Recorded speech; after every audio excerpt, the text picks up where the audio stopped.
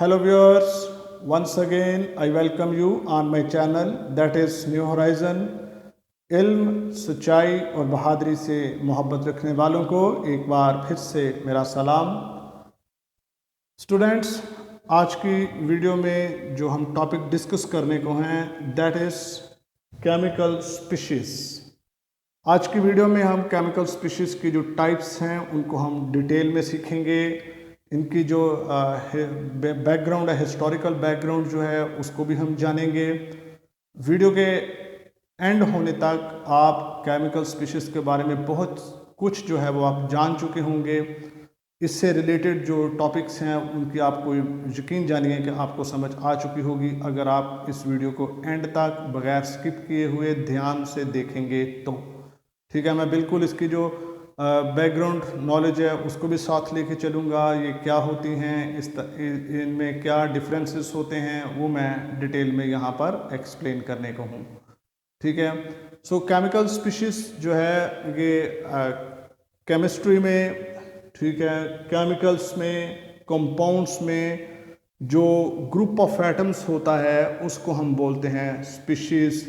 Different जो types होती हैं एटम्स की, मॉलिक्यूल्स की, उनको हम केमिकल स्पीशीज़ बोलते हैं।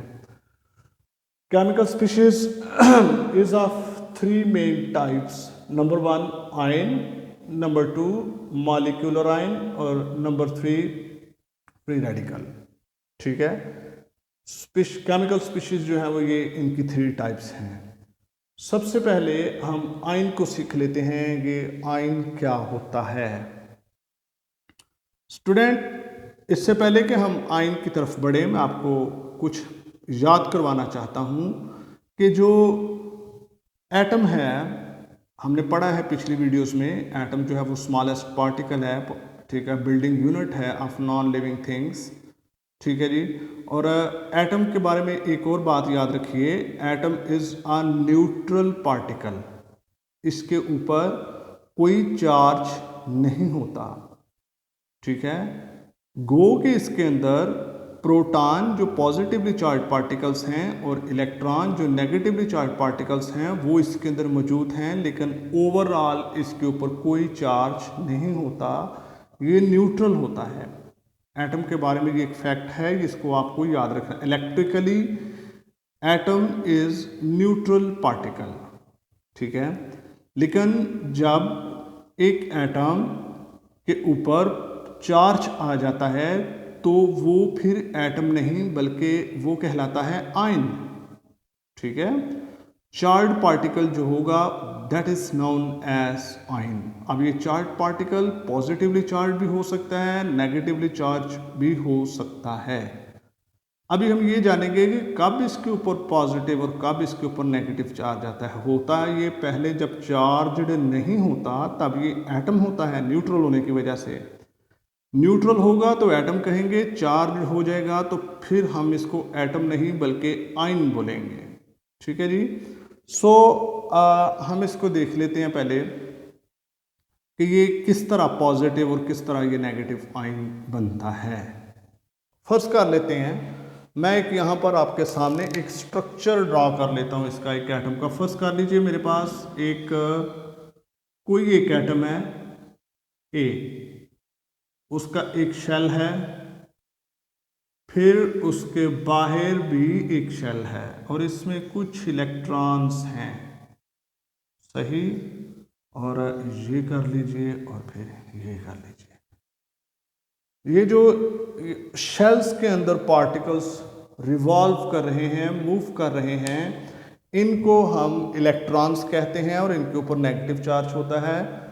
प्रोटॉन्स न्यूक्लियस के अंदर बंद होते हैं और इनके ऊपर पॉजिटिव चार्ज होता है। चलें हम इसका नाम बाहर लिख लेते हैं, लेकिन इसको रिप्रेजेंट कर देते हैं प्रोटॉन और न्यूट्रॉन। मैं इसका नाम दे देता हूं ए, एक एटम है जी। सही, आगे चलते हैं। हमने पिछली वीडियोस में मैंने आपको ये भी एक्सप्लेन किया हुआ है कि जितने इलेक्ट्रॉन्स सर्कुलर पाथ पर मूव कर रहे होंगे उतने ही प्रोटॉन इसके अंदर बंद होंगे। ये भी एक फैक्ट है। एक और फैक्ट याद रखिए कि जितना प्रोटॉन के ऊपर चार्ज होता है उतना ही इलेक्ट्रॉन के ऊपर चार्ज होता है। सही। अगर इस एटम में 1 2 3 4 5 इलेक्ट्रॉन्स हैं तो इसका मतलब है 5 प्रोटॉन न्यूक्लियस के अंदर बंद होंगे। जितना एक प्रोटॉन के ऊपर चार्ज होता है उतना ही एक इलेक्ट्रॉन के ऊपर चार्ज होता है। क्वांटिटी दोनों चार्जेस की सेम है लेकिन इनकी नेचर जो है स्टूडेंट्स वो ऑपोजिट है, ये आपको याद रखना पड़ेगा।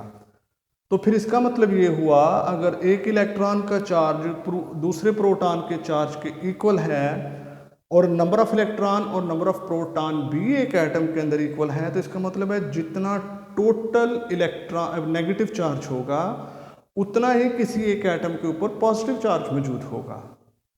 सही। तो इसके ऊपर फिर सवाल जो आपके जहन में आना चाहिए कि फिर ज़्यादा चार्ज कौन सा? ज़्यादा चार्ज कोई नहीं है, मौजूद हैं नेगेटिव और पॉजिटिव चार्जेस, लेकिन इनमें से दोनों इक्वल हैं, दोनों की मिकदार एक है, दोनों में से कोई भी बड़ा या छोटा नहीं है। ठीक है, इसीलिए हम इसको कहते हैं atom is a neutral particle. गो के नेगेटिव और positively charged particles are there, इसके बावजूद ये क्या है? न्यूट्रल।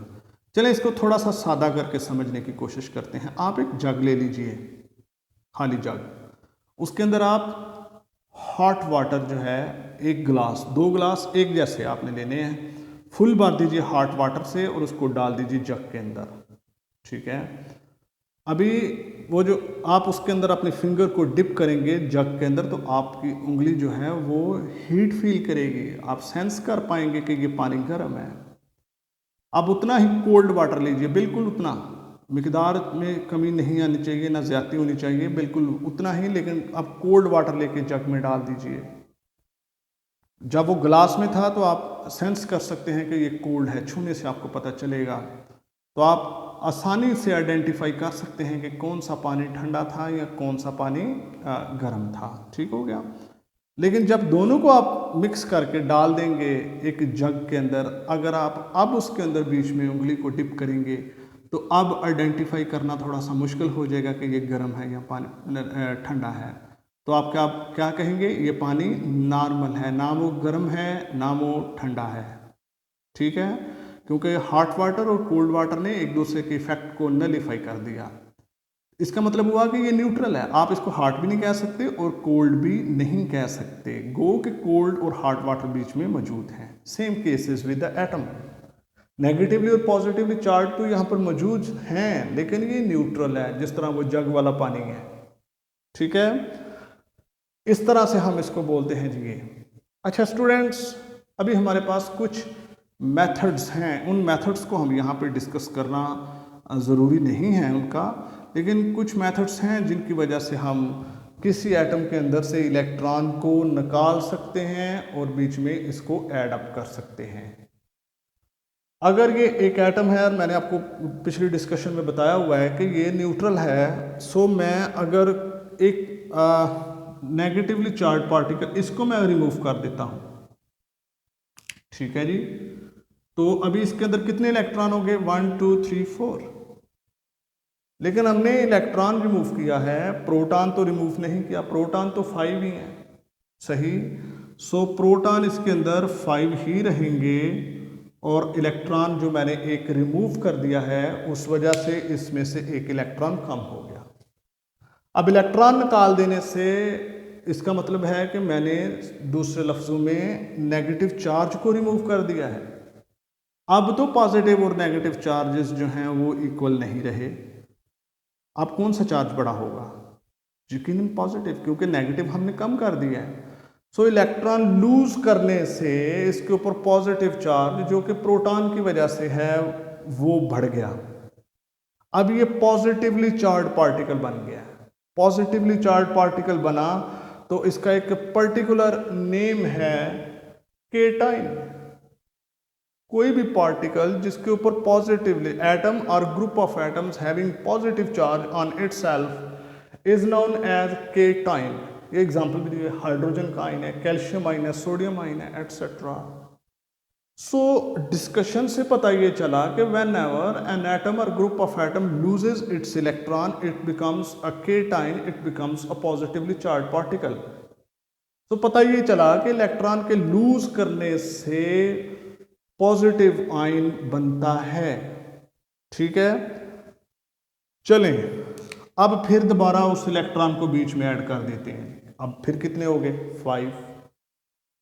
अगर हम एक इलेक्ट्रॉन रिमूव कर सकते हैं तो एक इलेक्ट्रॉन बीच में ऐड भी किया जा सकता है। तो अब क्या होगा? अगर एक इलेक्ट्रॉन ऐड कर दिया बीच में, 6 हो गए, लेकिन प्रोटॉन कितने हैं? 5। तो इसका मतलब क्या हुआ कि अभी एक इलेक्ट्रॉन इंक्रीज हुआ, यानी कि नेगेटिव चार्ज इसके ऊपर इंक्रीज हो रहा है। सो इलेक्ट्रॉन गेन करने से, इस एटम ने जब इलेक्ट्रॉन एक गेन किया तो इस मतलब इसने नेगेटिव चार्ज बढ़ा लिया, पॉजिटिव चार्ज इतना ही रहा। तो अब ये क्या हो गया? फिर एटम से क्या बन गया? आयन। लेकिन अब कौन से वाला? नेगेटिव चार्ज पार्टिकल बना, नेगेटिव आयन बना, जिसको हम कहते हैं एनाइन।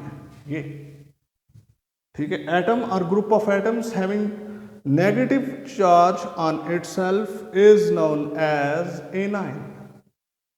मैं उम्मीद करता हूं कि आपको मेरी बात की समझ आ रही है, आप मेरे साथ हैं। सो इस तरह से हमें ये पता चला अभी तक की डिस्कशन से आयन क्या होता है, आयन किस तरह बनता है और आयन की टाइप्स क्या हैं, केटाइन एंड एनाइन, ये मैंने आपको बताया। उम्मीद करता हूं कि आपको समझ आ चुकी है। अगर आपको कोई क्वेश्चन है या अगर आपको समझ आ जाती है, वीडियो आपको हेल्प आउट करती है, तो कमेंट ज़रूर किया कीजिए, वीडियो को लाइक किया कीजिए, कमेंट करके मुझे बताया करें। ठीक है, इससे जो है वो मुझे आपकी नेक्स्ट वीडियो बनाने के लिए जो है वो एनर्जी प्रोवाइड होती है। आगे चलते हैं जी, हम ये वाला मामला क्लियर हो गया। आगे देखते हैं मॉलिक्यूलर आयन। ठीक है, तो सीधी सी बात है, मॉलिक्यूल क्या होगा? Group of atoms. एक एटम्स को भी आप कह सकते हैं सम केसेस में ग्रुप एटम और ग्रुप ऑफ एटम्स, जिसके ऊपर कोलेक्टिवली जो है वो पूरे मॉलिक्यूल के ऊपर जो चार्ज होता है उसको हम मॉलिक्यूलर आयन कहते हैं। मॉलिक्यूल जिस तरह एक एटम इलेक्ट्रॉन को लूज और गेन कर सकता है, एक मॉलिक्यूल जो है यानी कि ग्रुप ऑफ एटम्स जो है वो भी इलेक्ट्रॉन को गेन और लूज कर सकता है।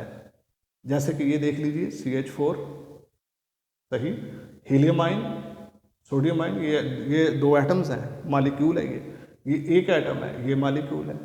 सो मॉलिक्यूल के ऊपर स्टूडेंट्स जब भी चार्ज होगा वो क्या कहलाएगा? Molecular ion. ये भी पॉजिटिव होते हैं, केटोनिक मॉलिक्यूल और एनायनिक मॉलिक्यूल हम इनको कहते हैं। नेगेटिवली चार्ज मॉलिक्यूल के ऊपर आ जाए एनायनिक मॉलिक्यूल, और अगर पॉजिटिव चार्ज आ जाए तो केटोनिक मॉलिक्यूल हम इसको बोलते हैं।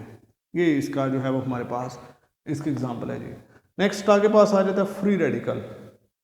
ठीक है, याद रखें स्टूडेंट्स, जो पॉजिटिवली चार्ड मॉलिक्यूल्स पॉजिटिवली बोल रहा हूँ, चार्ड मॉलिक्यूल्स होते हैं, हम उनको रेडिकल भी कहते हैं। तो फ्री रेडिकल से मुराद ये है कि कोई भी एटम या फिर ग्रुप ऑफ एटम्स जो होगा उसके ऊपर जब electron, number of electron is odd, तो हम उसको क्या बोलेंगे? Free radical. Number of electron, अब मैं चार्ज की बात नहीं कर रहा हूँ, ठीक है, ये एटम की या मॉलिक्यूल की बात हो रही है। इसके ऊपर जब भी इसके अंदर आउटर मोस्ट शेल में ऑड नंबर ऑफ इलेक्ट्रॉन मौजूद होंगे तो हम इसको फ्री रेडिकल कहेंगे। ऑड नंबर से मुराद 1, 3, 5, 7, 9। ठीक है, ये तो इसकी एग्जांपल देख ली, हाइड्रोजन का आयन, हाइड्रोजन का जो एटम है इसको हम फ्री रेडिकल कह सकते हैं क्योंकि इसके अंदर 1 इलेक्ट्रॉन होता है। क्लोरीन की बात करें तो इसके अंदर आउटर मोस्ट शेल में 7 इलेक्ट्रॉन होते हैं। आउटर मोस्ट शेल ये होता है जो सबसे बाहर वाला होता है, तो इसके अंदर 7 इलेक्ट्रॉन होते हैं, तो ऑड नंबर है ये, तो इस वजह से हम इसको फ्री रेडिकल कहेंगे। इसी तरह अब मॉलिक्यूल की बात कर लें, H3C, इसके ऊपर भी 1 इलेक्ट्रॉन होता है एक्स्ट्रा वाला, वो जरा थोड़ा सा देख लीजिए किस तरह से। कार्बन के पास टोटल 4 इलेक्ट्रॉन होते हैं, इसका मतलब है ये 4 बॉन्ड बना सकता है। अब H3 है, इसका मतलब है 3 एटम्स ऑफ हाइड्रोजन इसको ज्वाइन करेंगे। हाइड्रोजन के पास एक है, वो उसने एक अपना और एक कार्बन से लेकर बॉन्ड बना लिया, इधर भी इसने अपने एक इलेक्ट्रॉन यूज कर लिया, इधर भी इसने यूज कर लिया। सो तीनों हाइड्रोजन्स ने अपना एक एक इलेक्ट्रॉन तो यूटिलाइज कर लिया है, लेकिन कार्बन के 4 में से 3 इसने इस्तेमाल कर लिए, एक इसके पास ये वाला बचा। ठीक है, अनपेयर्ड या फिर ऑड नंबर वाला इलेक्ट्रॉन, जो इसको क्या बना देता है, फ्री रेडिकल। ठीक है, मैं आपको ज़्यादा डिटेल में नहीं यहाँ पे ये चीज़ें एक्सप्लेन कर सकता, आप तंग आ जाएंगे, मुश्किल लगेंगे, क्योंकि अभी आप बिगिनर्स हैं, बेसिक्स को सीख रहे हैं। मैं नहीं बता सकता कोवलेंट बॉन्ड क्या होता है, आयनिक बॉन्ड क्या होता है, ये हम जब इनके चैप्टर्स पढ़ेंगे तब तक आप खुदा के फजल से काफ़ी मेच्योर हो चुके होंगे। ठीक है, सो ये था हमारे पास केमिकल स्पीशीज़ के बारे में। मैं उम्मीद करता हूँ आपको समझ आई है स्टूडेंट्स, या नहीं आई, अच्छा लगा या नहीं लगा, प्लीज़ कमेंट करके ज़रूर बताइए। वीडियो को लाइक कर दीजिए। पहली दफ़ा चैनल पर आए हैं और मज़ीद इस तरह की वीडियोस देखना चाहते हैं तो चैनल को सब्सक्राइब करेंगे, बेल आइकन क्लिक करने के बाद ऑल नोटिफिकेशन का बटन दबा दीजिए। मैं अपनी जो भी मेरी वीडियो बनेगी मैं सबसे पहले आपको सेंड करूँगा। ठीक है, keep learning, keep marching, may God bless you.